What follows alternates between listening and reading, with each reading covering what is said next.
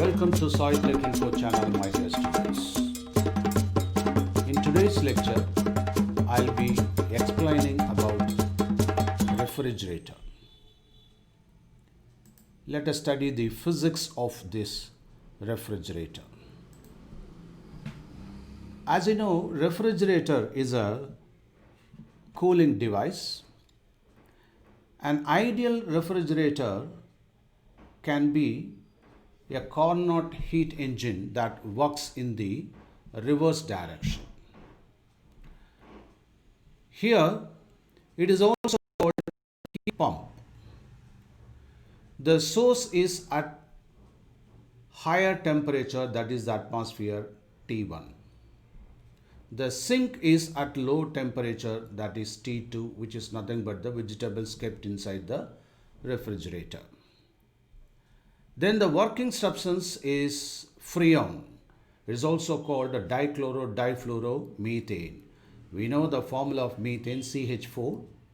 All hydrogen atoms in methane are replaced by 2 atoms of fluorine and 2 atoms of chlorine. This freon absorbs a certain amount of heat from the substance, that is the foodstuff, vegetables kept inside the refrigerator. Then it rejects large amount of heat to the source, that is to the atmosphere.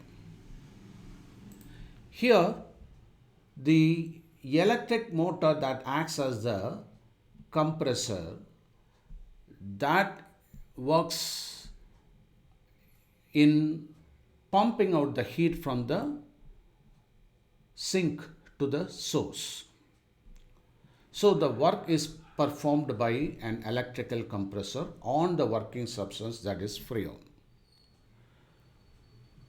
It absorbs the heat energy from the sink, then rejects into the source at T1.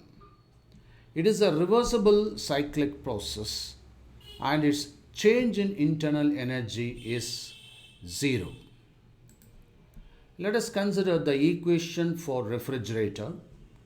According to first law of thermodynamics, dou Q is equal to dE plus dou W, where dou Q is difference in quantity of heat transferred, that is Q2 minus Q1, and du, change in internal energy, U2 minus U1, dou W, W2 minus W1. So dou W is given as minus W because the work is done on the system. Therefore, when du is equal to 0, then Q2 minus Q1 is equal to minus W, and we can rearrange this equation as a Q1 minus Q2 is equal to W. This negative sign in the work, that represents the work done on the system.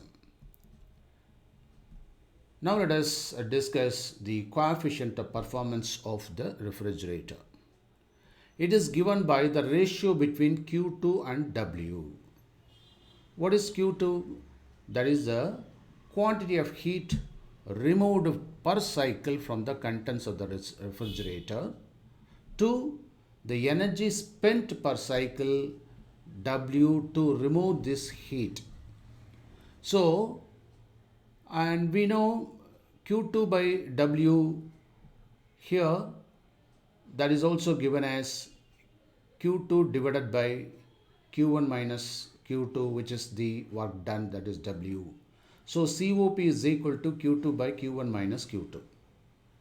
And these Q1, Q2 terms can be replaced by temperature. Therefore, coefficient of performance, that is COP, is given by the ratio between T2 and the difference between Tn and T2. We know the efficiency of the engine is given by 1 minus T2 by T1. So let us rearrange. So T2 by T1 is equal to 1 minus eta. Let us divide the equation by eta on both sides. So 1 minus eta divided by eta is equal to T2 by T1 divided by eta. So 1 minus eta divided by eta is equal to T2 by T1. We already know eta, which is nothing but 1 minus T2 by T1. We can take LCM. So T1 minus T2 divided by T1. Therefore, 1 divided by, instead of eta, you can put this equation, that is T1 minus T2 divided by T1. So let us reciprocate and we can cancel T1. Therefore, it gives T2 by T1 minus T2, which is nothing but COP, that is coefficient of performance. So 1 minus eta divided by eta, that is a COP is equal to 1 minus eta divided by eta.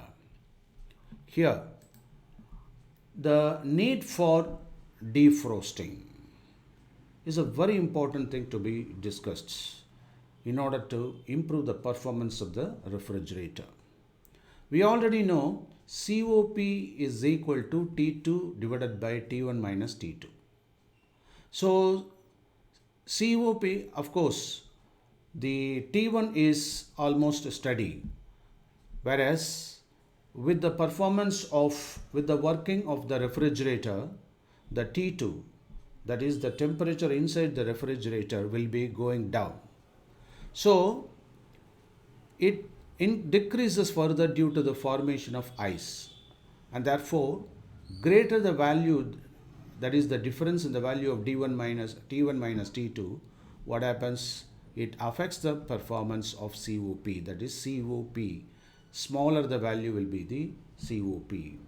Therefore, as the refrigerator works, T2 goes on decreasing due to the formation of ice. So that should be removed. The ice should be removed as and when required, so that we can increase the performance of the refrigerator. So that is why defrosting is inevitable for the better performance of a refrigerator. Clear? Right. Thank you.